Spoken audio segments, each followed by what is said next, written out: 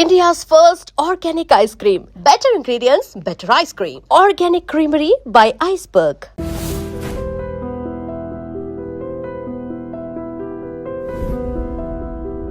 నమస్తే, నేను Kavitha. Welcome to I Dream News and నిజాలు. ఇరాన్ తను అనుకున్నది ఖచ్చితంగా సాధించి తీరుతాను అనేటువంటి పట్టుదలతో ఉంది. అమెరికా మాత్రం ఒకసారి సంప్రదింపులు ఉంటాయి, శాంతి చర్చలు ఉంటాయి అంటూనే ఇంకొక మాట, మీరు వయలేట్ చేశారు కాబట్టి మీ దగ్గర ఉన్నటువంటి పవర్ ప్లాంట్స్తో పాటుగా బ్రిడ్జ్లన్నింటినీ కూల్ చేస్తాము, నో మిస్టర్ కూల్ గై అనేటువంటి మాటని డొనాల్డ్ ట్రంప్ చెప్తున్నారు. ఇజ్రాయెల్ మాత్రం తన పని తాను సైలెంట్గా చేసుకుంటూ వెళ్ళిపోతుంది. సో ఇది స్టేటస్ కో ఇలాగే ఉంటుందా? స్టాండ్ స్టిల్ అవుతున్నాయా చర్చలు అనేవి? నెక్స్ట్ స్టెప్ ఎలా ఉండబోతుంది? మనతో పాటుగా ఉన్నారు సీనియర్ జర్నలిస్ట్ సురేష్ కొచ్చతిల్ గారు. సార్ నమస్తే. సో ప్రతిరోజు ఏదో ఒకటి ఉంటుంది, ఒక స్టెప్ ముందుకు వెళ్తున్నారు అనుకుంటే ఒక 2 అడుగులు మళ్ళీ వెనక్కు పడుతోంది. అంతకు మించి పెద్దగా అసలు ఎక్కడా మార్పు ఉండట్లేదు. యాజ్ ఇట్ ఈజ్గా ఒక స్టేటస్ కో అనాలా, స్టాండ్ స్టిల్ అనాలా, లేకపోతే ఎవరు మొండి పట్టుదలతో ఉన్నారు, ఎవరు మంకు పట్టి ఉన్నారు?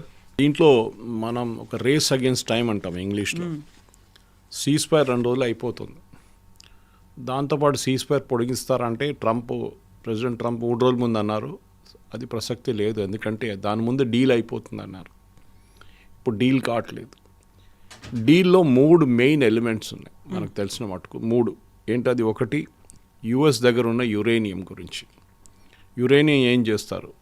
ఆ యురేనియం యుఎస్కి ఇస్తారా, లేకుంటే రష్యాకి ఇస్తారా, లేకుంటే దాని ప్యూరిటీ తగ్గిస్తారా? 3 పాయింట్లు ఉందన్నమాట. నెక్స్ట్ స్టెప్, దానికన్నా తర్వాత చేయబోయేది ఉన్నది స్టేట్ ఆఫ్ హార్మూస్ని ఓపెన్ పెట్టడం. అది మనం చూస్తున్నాం. 2 వైపుల నుంచి బ్లాకేజ్ నడుస్తుంది. ఒకవైపు నుంచి ఏమంటారు, ఇరానియన్ గవర్నమెంట్ ఏమంటారు, మా వైపు నుంచి ఉన్న షిప్స్ని మేము ఆపేస్తాము, మీరు మా షిప్ని హార్మూస్లో ఆపుతున్నారు, గల్ఫ్ ఆఫ్ ఒమాన్లో ఆపుతున్నారు, so we will have a blockade both ways. కానీ యుఎస్ అంటున్నారు క్వశ్చనే లేదు, we will not lift the blockade, మీరు హార్మూస్ ఓపెన్ పెట్టాలి. మూడవది, ఇది 3 మెయిన్ స్టిక్కింగ్ పాయింట్, చాలా ఉన్నాయి దాంట్లో, కాకుండా ఇది 3 మెయిన్ స్టిక్కింగ్ పాయింట్స్ అని ఇవాళ పొద్దున కూడా యుఎస్లో ఉన్న కొంతమంది వాళ్ళ వైట్ హౌస్లో ఉన్న రిప్రజెంటేటివ్స్ మీడియాతో మాట్లాడుతూ అన్నారు ఆఫ్ ద రికార్డ్. మూడోది ఏంటంటే, Iran should stop funding all Hezbollah లాంటి అవుట్ఫిట్స్ని ఫండింగ్, ఆర్మింగ్ చేయడం బంద్ చేయాలని చెప్పారు. అది ఇరాన్ ఏం అనట్లేదు ఇప్పుడు, ఎందుకంటే హూతీలు అయితే ఆల్మోస్ట్ వాళ్ళు క్వైట్గా కూర్చున్న వాళ్ళు, ఏం చేయట్లేదు వాళ్ళు. హమాస్ కూడా అంతే. ఓన్లీ యాక్టివ్గా ఉన్నది హెజ్బుల్లా ఒకరే ఉన్నారు. అక్కడ కూడా ఇప్పుడు సీజ్ ఫైర్ ఉంది 10 రోజులు, అది దాంట్లో 3 రోజులు అయిపోయినాయి. ఇప్పుడు అక్కడ మీరు చెప్పినట్ల ఇజ్రాయెల్ కావాలంటే కొడుతున్నారు, సీజ్ ఫైర్ ఉందో లేదో అని చూసుకుంటలేరు వాళ్ళు. వాళ్ళ మీద దాడి జరిగితే ద హిట్టింగ్ బ్యాక్ అన్నమాట. ఇప్పుడు ఇవాళ సాయంత్రం, as we record this program, ఇవాళ ఈవినింగ్, మండే ఈవినింగ్కి ఒక యుఎస్ డెలిగేషన్ ఇస్లామాబాద్ చేరుకుంటా అంటున్నారు. అండ్ రేపు పొద్దున డిస్కషన్స్ మొదలవుతున్నాయి.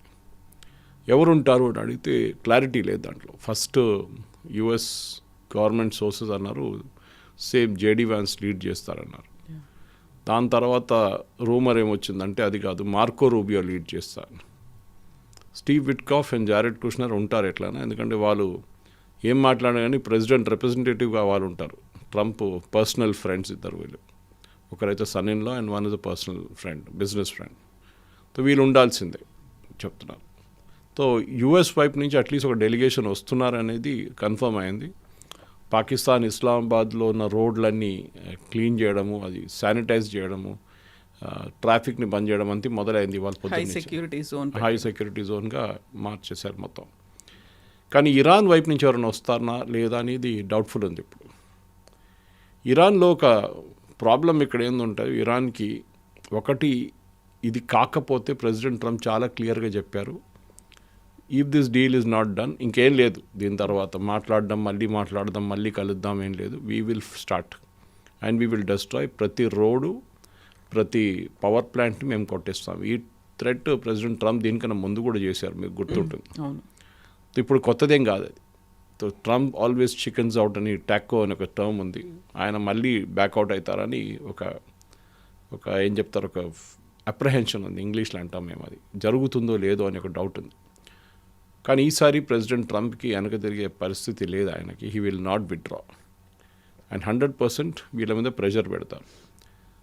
అదే టైంలో నిన్న రాత్రి ఒక ఘటన జరిగింది. ఒక Iranian ship Gulf of Oman నుంచి, అంటే పర్షియన్ గల్ఫ్ నుంచి వచ్చి అరేబియన్ సీని వస్తూ గల్ఫ్ ఆఫ్ ఒమాన్ ఎంటర్ అయ్యారు. They were trying to enter the Iranian waters Gulf of Oman దగ్గర. సో ఈ యుఎస్ నేవీ ఆ షిప్ని ఆపడానికి ప్రయత్నించారు, వార్నింగ్ ఇచ్చారు. ఇన్ఫ్యాక్ట్ దాని ఆడియో క్లిప్ ఇప్పుడు యూట్యూబ్లో ఉంది. చెప్పారు చాలా క్లియర్, యూ టు స్టాప్ అంటే వాళ్ళు వినట్లేదు. అది ఏదో కంటైనర్ తీసుకెళ్తున్నారు. సో బహుశా ఏదైనా ఫుడ్ స్టఫ్ ఉండొచ్చు, రైస్ ఉండొచ్చు, గోధుమలు ఉండొచ్చు, తీసుకెళ్తున్నారు ఇరాన్ వైపు. సో యుఎస్ నేవీ షిప్ ఏం చేశారంటే వాళ్ళ ఇంజిన్ రూమ్ని వెకేట్ చేయమని వార్నింగ్ ఇచ్చారు కెప్టెన్ వీళ్ళందరినీ. బహుశా వాళ్ళు వెకేట్ చేస్తుంటారు. దాని తర్వాత ఒక మిసైల్ దాని లోపల కొట్టారన్నమాట. They fired a missile into the engine room. దాంతో షిప్ డిసేబుల్ అయిపోయింది. దాని తర్వాత వీళ్ళు బోర్డ్ చేశారు యుఎస్ నేవీ పర్సనల్. ఆ షిప్ ఇప్పుడు ఏమైంది తెలియదు, కానీ వాళ్ళ యుఎస్ కస్టడీలో ఉంది షిప్. సో ఇరాన్ అన్నారు అదొక ఇంటర్నేషనల్ వార్ లాగా మీరు సీన్ క్రియేట్ చేశారు, మా షిప్ని మీరు బోర్డ్ చేశారు. అది వాళ్ళ పొద్దున ఉన్న పరిస్థితి. ఇప్పుడు ఏం జరుగుతుంది, ఇవాళ సాయంత్రం కానీ రేపు పొద్దున ఈ డెలిగేషన్ మీట్ అవుతారా లేదా, ఇరానియన్ డెలిగేషన్ రాకుంటే యూఎస్ డైరెక్ట్లీ మొదలు పెట్టేస్తారా బాంబింగ్ అనేది. అది కరెక్ట్గా సీజ్ ఫైర్తో కోయిన్సైడ్ అవుతుంది. చూడండి, అదే ప్లాన్ చేశారు వాళ్ళు. సీజ్ ఫైర్ అయిపోయింది, మేము మొదలు పెడదాం. ఇప్పుడు ఇరాన్ దగ్గర నిన్న ఒక న్యూయార్క్ టైమ్స్ రిపోర్ట్లో యుఎస్ ఇంటెలిజెన్స్ని కోట్ చేసేమన్నారంటే ఇరాన్ దగ్గర వాళ్ళ 70%, which is very surprising, 70% missiles, drones and launchers వాళ్ళ దగ్గర ఉందంటున్నారు. సో ఆలోచించండి, వీళ్ళ లాంచర్స్ అంతా వాళ్ళ దగ్గర ఉందంట. ఇన్ని రోజులు బాంబింగ్ చేసిన తర్వాత కూడా వీళ్ళు ఆల్మోస్ట్ 70% వాళ్ళ దగ్గర ఉంచుకున్నారు. వాళ్ళు ఎక్కడ దాచిపెట్టారో తెలియదు, కానీ they have it with them right now.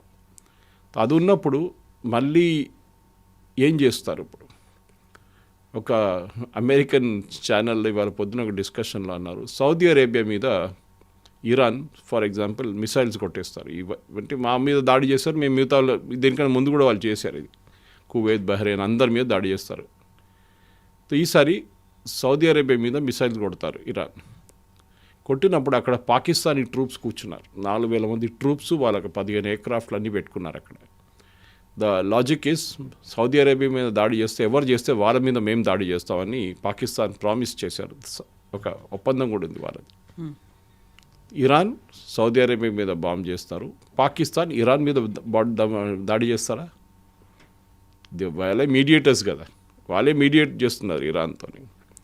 ఇంకోటి ఏంటంటే నిన్న పొద్దున I think was it Washington Post or New York Times, ఏదో ఒక పబ్లికేషన్ యూఎస్ ఇంటెలిజెన్స్ని అగైన్ కోట్ చేస్తున్నారు. వైట్ హౌస్ కూడా ఇన్ఫర్మేషన్ వచ్చింది that Asim Munir, field marshal Asim Munir పాకిస్తాన్తో, is very closely associated with the Iran revolutionary guards. అది అమెరికాకు ఒక రెడ్ ఫ్లాగ్ లాగా మారిపోయింది. ఎందుకంటే రెవల్యూషనరీ గార్డ్, ఇరాన్ రెవల్యూషనరీ గార్డే మెయిన్ ప్రాబ్లం ఇరాన్లో. ముల్లాలతో కలిసి ఉంటారు వాళ్ళు, వాళ్ళే ఈ టెర్రరిజం అంతా చేస్తారు, వాళ్ళే ఫండింగ్ చేస్తారు. అది కాకుండా దీనికన్నా ముందు ఐఆర్జీసీ చీఫ్ ఒకరు ఉన్నారు, మీకు గుర్తుంటుంది, కాసిం సులేమానీ. ఆయన్ని ప్రెసిడెంట్ ట్రంప్ ఫస్ట్ టర్మ్లో కొట్టారు, ఆయన్ని తీసేశారు. ఆయనతోని అసీమ్ మునీర్ చాలా క్లోజ్ రిలేషన్షిప్ ఉంది. పాకిస్తాన్ అప్పుడు Asim Munir was the head of intelligence, అప్పుడు ఆయన ఆర్మీ చీఫ్ కాలేదు ఇంకా. సో చాలా క్లోజ్ రిలేషన్షిప్ ఉంది వీళ్ళు ఇద్దరు నడిమిట్లో ఉండే అని చెప్పి నిన్నటి నుంచి అదొక రూమర్ తిరుగుతుంది. సో ఎక్కడో ఒక చోట్ల ప్రెసిడెంట్ ట్రంప్కి ఇది అడ్రస్ చేయాల్సి వస్తుంది. And why are you trusting Asim Munir, Iran revolutionary గార్డ్తో ఇంత క్లోజ్ సంబంధాలు ఉన్న మనిషిని మీరు మీడియేటర్గా ఎట్లా వాడుకుంటున్నారు అని ఒక ప్రశ్న రావచ్చు. సో ఇవన్నీ ఇలా కంటిన్యూ అవుతూ ఉన్నప్పుడే మన నౌకల మీద కూడా ఐఆర్జీసీ అటాక్ చేసింది అనే దాంతో 2 మళ్ళీ రిటర్న్ వచ్చాయి అని, ఆ తర్వాత మళ్ళీ లేదు మీ నౌకల మీద మేము అటాక్ చేయము, మీరు మాకు చాలా క్లోజ్ ఫ్రెండ్స్ అనే మాట ఐఆర్జీసీ ఇరాన్ కూడా చెప్తోంది అనేది. అంత క్లోజ్ ఫ్రెండ్స్ అని మనల్ని భావిస్తూ ఉన్నప్పుడు అటాక్ అనేది ఎందుకు చేశారు? అండ్ మనం ఎందుకు ఇంటర్వ్యూన్ అవ్వట్లేదు? భారతదేశం అక్కడ ఒక క్లోజ్ ఫ్రెండ్షిప్ ఉంది, ఒక పాజిటివ్నెస్ అనేది ఉన్నప్పుడు మనం ఇంటర్వ్యూన్ చేయొచ్చు కదా. మనం ఎంటర్ కాలేమా యుద్ధంలో, ఎందుకంటే then it becomes very mess. దానికోసం మనం బయట ఉన్నాం, we are in the Arabian sea. అక్కడి నుంచి గల్ఫ్ ఆఫ్ ఒమాన్ నుంచి బయటికి రాగానే మన నేవీ ఎస్కాట్ చేసి తీసుకెళ్తారు. అది కాండ్లా వైపు ఉండొచ్చు, ముంబై వైపు ఉండొచ్చు, చెన్నై వైపు ఉండొచ్చు, విశాఖపట్నం వైపు, ఎక్కడికి వెళ్ళి షిప్ తీసుకెళ్ళిపోతారు వాళ్ళు. కానీ we cannot enter the strait of Hormuz. చాలా క్రూషియల్ స్ట్రైట్ అది. అక్కడ చాలా మటుకు చాలా డిఫికల్ట్ సిచ్యువేషన్లో ఉన్నారు. ఒక వైపు యుఎస్ నేవీ వాళ్ళది 30-40 షిప్స్, మనం 2 షిప్పులు తీసుకొని ఏం చేస్తాం అక్కడ. ఇరాన్ ఏమంటున్నారంటే అది ఫైరింగ్ జరిగింది కరెక్టే, కానీ ప్రెసిడెంట్ ట్రంప్ దాంట్లో ఒక క్లారిఫికేషన్ ఇచ్చాడు. అది ఇండియన్ షిప్స్ కాదు, they were ships belonging to French and another country, I forget, France and UK. So అక్కడ ఏం జరుగుతుందంటే కవిత గారు, ఇదొక ఇట్లాంటి క్రైసిస్లో ఈ ఫ్లాగ్ మార్చడం, పేరు మార్చడం చాలా ఈజీ. రాత్రికి రాత్రి పేరు మార్చేస్తారు షిప్ది. సో ప్రెసిడెంట్ ట్రంప్ ఎందుకన్నారు అది యూకే అండ్ ఫ్రెంచ్ షిప్ అని? ఆయన యుఎస్ ప్రెసిడెంట్ కదా, ఆయనకి ఇన్ఫర్మేషన్ ఉంటుంది ఈ షిప్స్ ఒరిజినల్ ఎవరి దగ్గర నుంచి అనేది. So originally it was a UK ship and a French ship. దాని పేరు మార్చి ఇండియన్ పేరు పెట్టుకొని దాని ఇండియన్ ఫ్లాగ్ పెట్టుకొని వీళ్ళు బయటకు తీయడానికి ట్రై చేశారు. ఇండియన్ క్రూ ఉన్నారు కరెక్ట్, కానీ ఎందుకంటే ఆ వాయిస్ మీకు మాట్లాడుతున్నప్పుడు Iranian revolutionary gourd and Indian captain మాట్లాడుతున్నప్పుడు ఆ సౌండ్ వస్తుంది చాలా క్లియర్గా. ఈ was sounding like an Indian only. So ఈ వాజ్ టెలింగ్, మీకు మాకు పర్మిషన్ ఇచ్చారు కదా, మీరు మళ్ళీ మా మీద ఎందుకు ఫైర్ చేస్తున్నారని అడుగుతున్నారు క్యాప్టెన్. సో ఆబ్వియస్లీ వీళ్ళేమనుకున్నారంటే ఫ్రెంచ్ కానీ యూకే కానీ ఇండియన్ ఫ్లాగ్ పెట్టి బయటికి తీసుకెళ్తే ఇరానియన్స్ వెళ్ళనిస్తారనుకున్నారు. కానీ వాళ్ళ నడిమిట్లోనే ఒక కన్ఫ్యూజన్ ఉంది ఇప్పుడు. ఇరాన్లో మేజర్గా Iranian revolutionary guards and Iran political leadership నడిమిట్లో ఒక గ్యాప్ వచ్చింది. వాళ్ళ అబ్బాస్ అర్గాచి వాళ్ళ ఫారిన్ మినిస్టర్ మొన్న కనిపించింది, దాని తర్వాత ఆయన కనిపించట్లేదు ఇప్పుడు. మొన్న ఆయన ఒక ట్వీట్ చేసి, మీకు గుర్తుంటుంది, ఆమె అంతా బాగానే ఉంది, అన్ని డిస్కషన్ బాగానే జరుగుతుంది, state of Hormuz is completely open అని చెప్పి 3 రోజుల ముందు ఆయనే ఫస్ట్ ట్వీట్ చేశారు, ప్రెసిడెంట్ ట్రంప్ చెప్పిన తర్వాత. కానీ ఇప్పుడు చూస్తే దాని తర్వాత within half an hour Araghchi deputy, అంటే ఆయన జూనియర్ డెప్యూటీ ఫారిన్ మినిస్టర్ ఒక ట్వీట్ చేశారు, కాదు the state of Hormuz is closed. So దాని తర్వాత రెవల్యూషనరీ గార్డ్స్ వాళ్ళు ఒక ట్వీట్ చేశారు, state of Hormuz is close for all traffic అని. ఆ రోజే అజర్బైజాన్ ఫారిన్ మినిస్టర్ వచ్చారు ఇరాన్కి, that is on Sunday early, Saturday and Sunday early morning. ఆ మీటింగ్లో డెప్యూటీ ఫారిన్ మినిస్టర్ ఉన్నారు, ఆయన కలవడానికి. ఫారిన్ మినిస్టర్ ఎక్కడ పోయింది? సో ఒక ఇరాన్ లోపలే ఏదో ఒక పెద్ద between civilian leadership and military leadership ఒక పెద్ద గ్యాప్ ఒకటి వచ్చేసింది. వాళ్ళ ప్రెసిడెంట్ ఉన్నారంటే ఉన్నారు, ఆయన ఈజ్ కానీ ఒక లైట్ హార్టెడ్ పర్సన్, ఆయన ఎక్కువ టెన్షన్ తీసుకోరు. ఆయన మెయిన్ పర్సన్ అక్కడ వీళ్ళది గలైబాఫ్, వీళ్ళ Iranian speaker of Iranian parliament. ఆయన దీనికన్నా ముందు రెవల్యూషనరీ గార్డ్స్ చీఫ్ ఉండే ఆయన, same position which Qasem Soleimani held, అదే పొజిషన్లో ఆయన ఉన్నారనమాట. దాని తర్వాత ఆయన స్పీకర్ అయ్యారు పార్లమెంట్ది.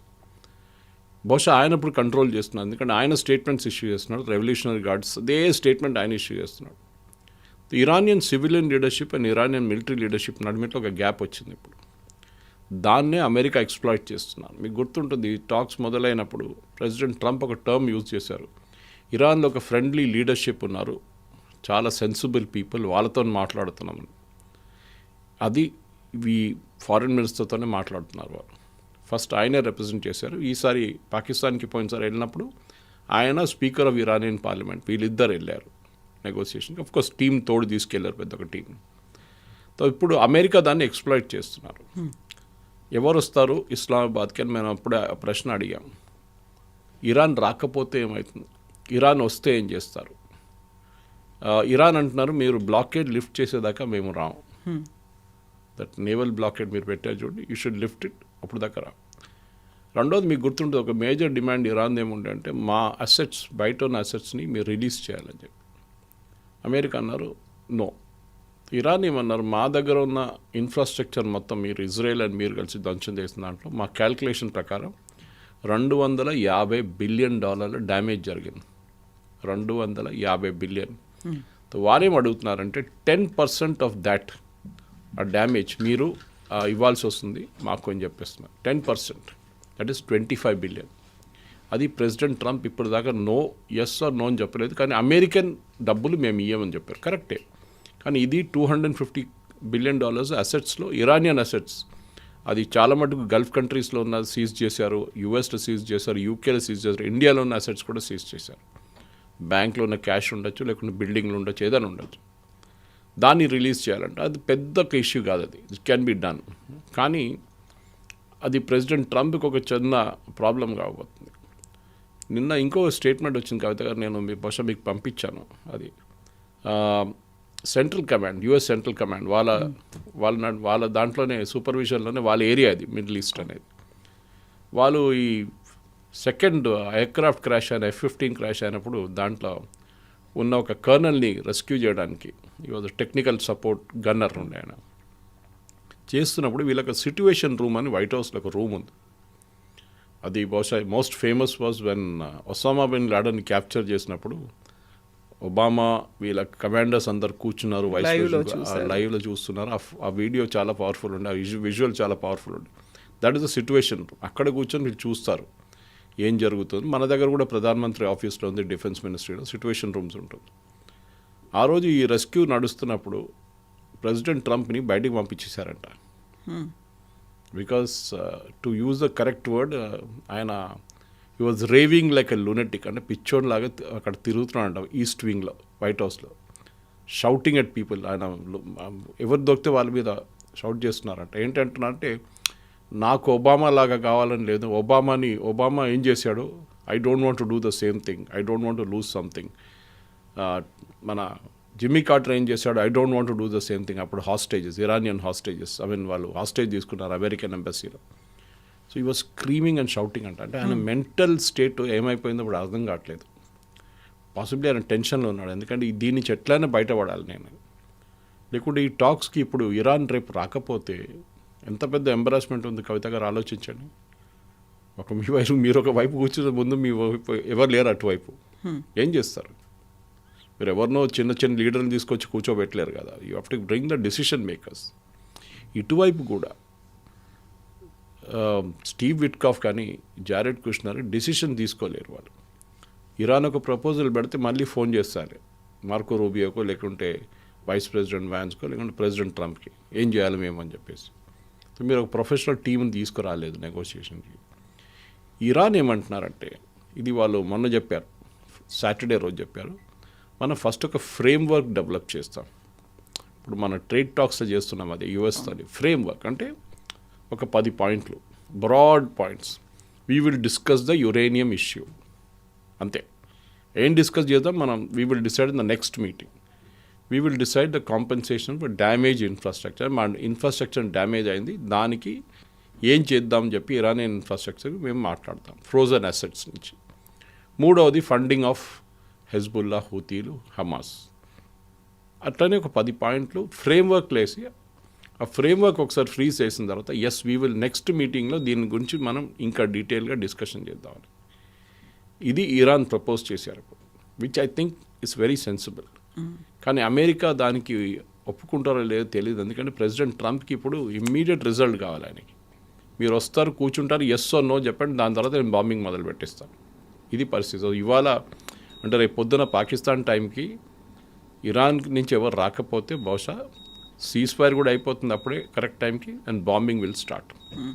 సో సడన్గా ఇరాన్ ఏమైనా డెసిషన్ తీసుకొని పంపించవచ్చా అనే దాంతోపాటుగా వరల్డ్ వైడ్గా ఏం జరుగుతోంది, ఈ 3 దేశాల ఇంపాక్ట్ మెల్లిమెల్లిగా స్ప్రెడ్ అవుతూ వస్తున్నప్పుడు ఈ 50 డేస్ కూడా కంప్లీట్ అయిపోయాయి. ఒక న్యూ నార్మల్గా తీసుకుంటున్నారా? రెగ్యులర్ రొటీన్ థింగ్ అనే దాంట్లో అలవాటు పడిపోయారా? నెక్స్ట్ నిజంగానే ఇది జరగాలి, ఇది ఎండ్ అవుతే బాగుండు అని కోరుకుంటున్నటువంటి కంట్రీస్ ఎన్ని ఉన్నాయి అసలు? యాక్చువల్లీ ఇప్పుడు ఈ strait of Hormuz closure immediate impact ఎవరి మీద ఉండదు. ఇంటర్నేషనల్ ఆయిల్ ప్రైసెస్ పెరుగుతుంది. ఇవాళ పొద్దున అల్ జజీరాలో there was a international maritime expert oil గురించి, ఆయిల్ ట్రాన్స్పోర్ట్ గురించి ఉన్న పెద్ద సీనియర్ వైస్ ప్రెసిడెంట్ లెవెల్ ఒక ఆయన మాట్లాడారు. ఆయన మాట్లాడుతూ ఏమన్నారు, ప్రతి దేశం దగ్గర 60 రోజులకి ఉన్న ఫ్యూయల్ ఉంటుంది ఎప్పుడైనా. ఐదర్ వాళ్ళ పోర్ట్స్లో ఉంటుంది, వాళ్ళ రిఫైనరీలో ఉంటుంది, లేకుంటే ట్రాన్సిట్లో ఉంటుంది. సో 60 రోజుల దాకా ఇంపాక్ట్ లేదు. ఇప్పుడు క్లోజ్ అయ్యి 5 రోజులు అయ్యాయి, అంటే 55 రోజులకి ఇంకా వాళ్ళ దగ్గర స్టాక్ ఉంది. ఇంకొక 5 రోజులు ట్రాన్సిట్, 5 నుంచి 10 రోజులు ట్రాన్సిట్ పెట్టుకుంటే 40 రోజులకి ఉన్న టెన్షన్ ఇప్పుడు లేదు. So president Trump this way or that way ఒక డెసిషన్ తీసుకొని ఇరానియన్ గవర్నమెంట్ మీద దాడి చేసి వాళ్ళ ఇరానియన్ రెవల్యూషనరీ గార్డ్స్, అది లరాక్ ఐలాండ్ వైపు కానివ్వండి, మిగతా చోట్ల ఇరానియన్ కోస్ట్ లైన్ దగ్గర ఉన్న వాళ్ళని వాళ్ళ మీద దాడి చేస్తే బహుశా ఈ రెస్ట్రిక్షన్స్ లిఫ్ట్ అయిపోతుంది. నేను అదే చెప్పాను, పార్ అంటారు హిందీలో. ఐదర్ వే, ఎందుకంటే ఇది చాలా రోజులు ఇట్లా పొడిగించుకు తీసుకెళ్ళారు. నేను చెప్పాను మీకు, ఒక ఫ్రేమ్వర్క్ అగ్రిమెంట్ అంటే వీ కెన్ పోస్ట్పోన్ ఇట్, కానీ దాంట్లో కూడా ఈ స్టేట్ ఆఫ్ హోర్ముజ్ ఓపెన్ చేయాలని చెప్పి ఒకటి. ఇప్పుడు ప్రెసిడెంట్ ట్రంప్ మీరే దానికి యుద్ధంకి వెళ్ళి బంద్ చేయించారు దాన్ని. ఇరాన్కున్న ఒకటే లివరేజ్ అది. ఇప్పుడు ఇరాన్ దగ్గర మిసైల్స్ ఎక్కువ లేవు, ఇరాన్ దగ్గర చెప్తున్నారు కానీ 70% ఉందని, కానీ ఎవరు చూడలేదు. ఇరాన్ దగ్గర ఎయిర్ ఫోర్స్ లేదు, నేవీ లేదు, ఆర్మీ లేదు. ఇరాన్ దగ్గర ఉన్న అన్నిటికంటే పెద్ద లివరేజ్ ఏంటంటే స్టేట్ ఆఫ్ హోర్ముజ్. మొన్న చూసినట్లే ఇండియన్ షిప్స్ మీద దాడి చేసినట్లే, ఇండియన్ ఫ్లాగ్ షిప్స్ మీద దాడి చేసినట్లనే పక్కన కూర్చొని ఒక మిసైల్ కొడితేనే, లేకుంటే ఒక చిన్న షిప్ బోట్లో తీసుకొచ్చి ఫైరింగ్ చేస్తాం, ఒక మెంటల్ ఇంపాక్ట్ క్రియేట్ అవుతుంది. షిప్కి ఎక్కువ డ్యామేజ్ ఏం కాదు, కానీ ఒక ఇంపాక్ట్ క్రియేట్ అవుతుంది. ఇన్సూరెన్స్ కంపెనీస్లో, షిప్లో ఉన్న క్యాప్టెన్స్కి, షిప్ ఓనర్స్కి చాలా భయం వచ్చింది. నిన్న దాకా మీరు చూసుంటారు, ఫస్ట్ డే ఓపెన్ అనగానే ఒక 15-20 షిప్లు మూవ్ చేయడం మొదలుపెట్టింది స్ట్రెయిట్ ఆఫ్ హార్మజ్ నుంచి బయటికి. కానీ ఇమ్మీడియట్గా క్లోజ్ అనగానే మళ్ళీ అందరు తిరిగి వెళ్ళిపోయారు. ఇప్పుడు 0 షిప్స్ ఆర్ క్రాసింగ్. సో ఈ పరిస్థితి ఎక్కువ రోజులు నడివేయలేదు. సో ప్రెసిడెంట్ ట్రంప్ కరెక్టే అని చెప్పింది. పార్ ఇవాళ సాయంత్రం, రేపు పొద్దునకల్లా డిసైడ్ చేసుకుందాం. మీరు చేయకపోతే I will finish you of. నేను అనుకుంటే ఇన్ని రోజులు పోస్ట్పోన్ చేసే బదులు this will be the final good thing to happen. కానీ ఇరాన్ ఉన్న ప్రజల వాళ్ళ మనోభావం కొంచెం ఆలోచించండి. ఎగ్జాక్ట్లీ, వాళ్ళకి పవర్ ఉండదు. నెక్స్ట్ 3-4 months కరెంట్ ఉండదు, ఎలక్ట్రిసిటీ ఉండదు, వాళ్ళ రోడ్డు మొత్తం ధ్వంసం అవుతుంది. అప్పుడు ఏం జరుగుతుంది? ఇప్పుడున్న ప్రజలు ఇరానియన్ రెజ్యూమ్ వ్యతిరేకంగా పోరాటం చేస్తారా, లేకుంటే వాళ్ళు ఇరానియన్ రెజ్యూమ్తో కలిసిపోతారా? నిన్న ఒక ఫోటో ఉండే వన్ ఆఫ్ ద ఛానల్స్, ఒక బిల్డింగ్ తెహ్రాన్లో అమెరికన్ ఇజ్రాయలీ బాంబింగ్లో డెస్ట్రాయ్ అయిన బిల్డింగ్కి ఎవరో పెయింట్తో స్క్రాల్ చేశారు. అక్కడ president Trump says help is on the way, okay, and this is the help అని చెప్పి రాశారు. అంటే కూలిపోయిన బిల్డింగ్, డిస్ట్రక్షన్ అంతా అయిపోయింది. అండ్ దాని కింద యాజ్ యూజువల్ వాళ్ళ ఇరానియన్ స్లోగన్ ఒకటి ఉంటుంది, డెత్ అమెరికా. సో ప్రజలు కూడా అక్కడ ఏమైందంటే, ఇప్పుడు మీరు ఈ పవర్ ప్లాంట్ కొట్టిన దాంట్లో ఇంపాక్ట్ ప్రజల మీద ఉంటుంది. రెవల్యూషనరీ వాడు జనరేటర్ పెట్టుకొని, వాడు డీజిల్ నింపుకొని వాళ్ళు నడిపించుకుంటాడు life. But what about hospitals, what about restaurants, what about hotel, what about schools? వాళ్ళేం చేస్తారు? ప్రజలేం చేస్తారు వాళ్ళ ఇంట్లో? అక్కడున్న ఈ టెంపరేచర్లో they cannot survive without air conditioning. ఏం చేస్తారు? మీకు చెప్పడానికి చాలా ఈజీ, నేను కొట్టేస్తాను, డిస్ట్రాయ్ చేసేస్తాను. మళ్ళీ దాన్ని రిస్టోర్ చేయాలంటే మీకు ఒక 3-4 సంవత్సరాలు తీసుకుంటుంది ఒక పవర్ ప్లాంట్ డిస్ట్రాయ్ చేయాలంటే.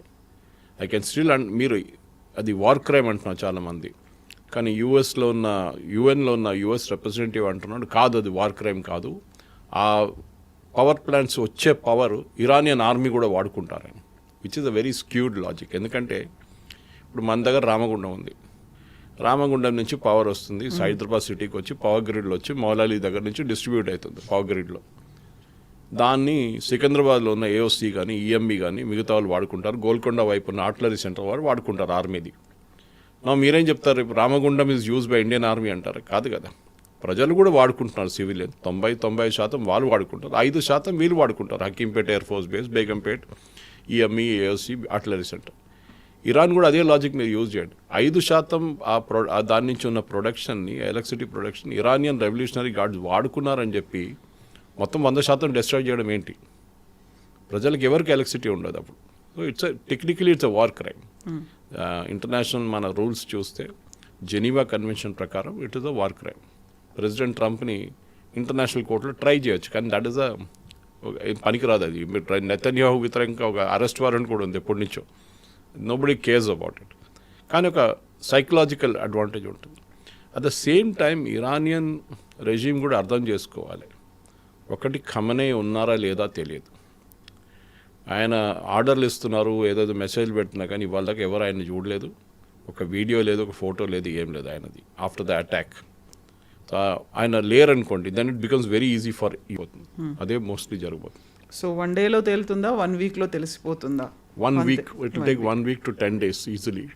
అది కోఆర్డినేటెడ్ యాక్షన్ ఉంటుంది ఇరాన్, యుఎస్ నేవీ వైపు నుంచి, and of course US air force కూడా ఉంటారు. మళ్ళీ ఇజ్రాయెల్ వస్తారు.